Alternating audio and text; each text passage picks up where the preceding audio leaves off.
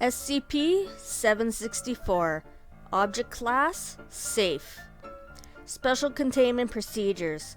SCP-764 is to be kept in a hazard vault, MT-redacted, with unlocking mechanisms only operable by 2 Class 1 researchers or higher working in tandem. No personnel are to enter without proper safety precautions, and all personnel are to be in Hazard Vault MT-redacted unless under direct orders of Level 4 personnel or as part of an improved destruction attempt.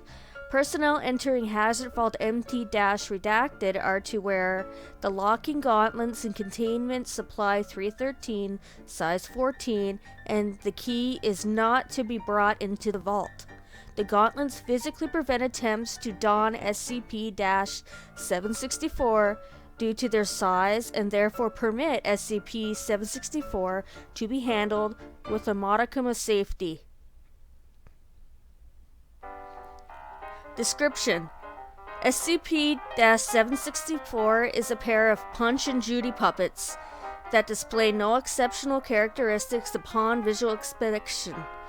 When observed by individuals with no barrier between them and SCP-764-1 or SCP-764-2, a compulsion comes over a single person to put on a show utilizing the puppets, even if none present have any skill, talent, or training regarding puppeteering. All others feel an overwhelming urge to watch the show regarding all events taking place as the height of entertainment until the show is over.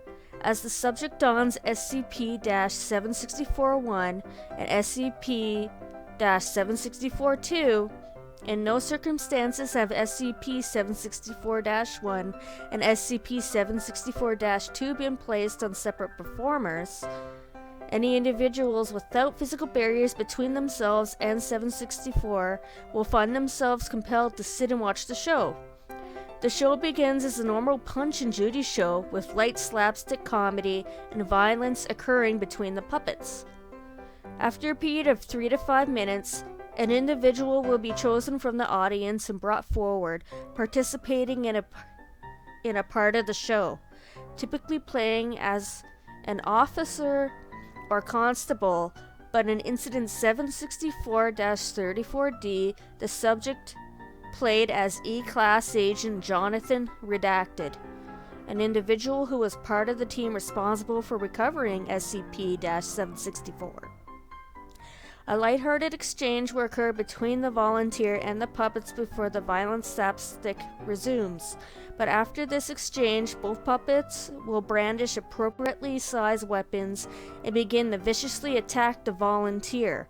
The remaining audience will find this even more amusing than the previous antics of the puppets, and even the volunteer will laugh until 764-1 inflicts the final and invariably fatal wound, quipping, "That's the way to do it!" Another short delay will ensue as the puppets banter until another volunteer is brought forward, and the process repeated, with the roles assumed by those coming forward becoming more and more bizarre as the show progresses. The show will continue with the puppeteer's death or after 4 to 7 individuals are killed, at which point the puppeteer will begin removing the puppets and ask, "Did you enjoy the show?" and receive, as a response from all surviving audience members, "Yes, Professor." A show concluded in this manner will negate SCP-764's ability to mentally influence individuals for anywhere from 11 to 26 minutes. Addendum. Incident Log 764-23B. This containment breach occurred when a D-Class personnel in the process of moving SCP-764 opened the crate containing SCP-764. The door to Hazard Vault MT-redacted was immediately sealed and locked. A recording device was brought in after approximately 2.5 minutes to record the remainder of the incident. D-88778 laughs. D-88778. That's ridiculous, you're so. D-88778 begins coughing. SCP-764-1. Oh no, he's sick. We have to operate. SCP-764-2. But Punch, you're not a doctor. SCP-764-1. Has that stopped me before? D-88778 laughs again, then resumes coughing. SCP-764-1 brandishes a scalpel about half its length. SCP-764-1 begins humming to itself as it cuts into D-88778's throat, who seems to be stifling a laugh. SCP-764-1 reaches into the incision and fumbles around before grabbing into something and tugging. SCP-764-1. I think I've got it.